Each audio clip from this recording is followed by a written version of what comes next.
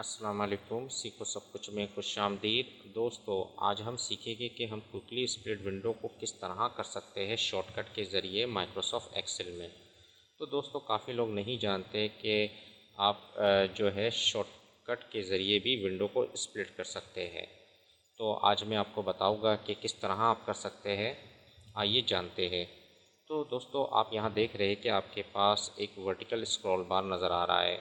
Vertical scroll बार के ऊपर आप आएंगे तो यहाँ आप देख रहे हैं कि माउस का पॉइंटर एक स्प्लिटर की विंडो की तरह शो हो रहा है। जैसे ही मैं इस पर डबल क्लिक करूँगा तो आप देखेंगे कि एक स्प्लिटर आ गया। इस विंडो दो हिस्सों में डिवाइड हो चुकी है इस वक्त हमारे। मैं इस स्प्लिटर को ऊपर की जानिब ले आता हूँ ताकि मुझे ऊपर का जो हिस्सा है वो नज़र आए।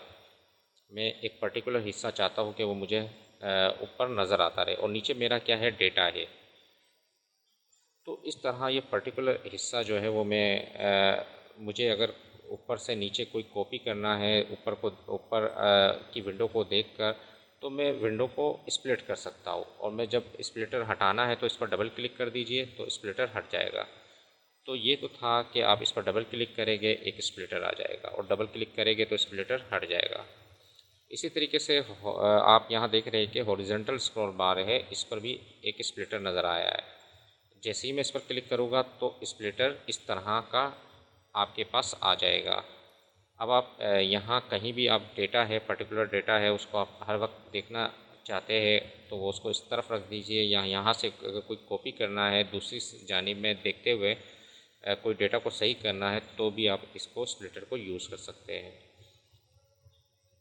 तो दोस्तों, ये तो था एक शॉर्टकट जिसके ज़रिए आप विंडो को स्प्लिट कर सकते हैं वर्टिकली और हॉरिजॉन्टली।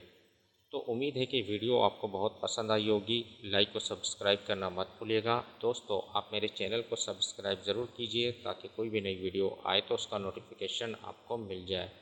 Thanks for watching. अल्लाह हाफिज़।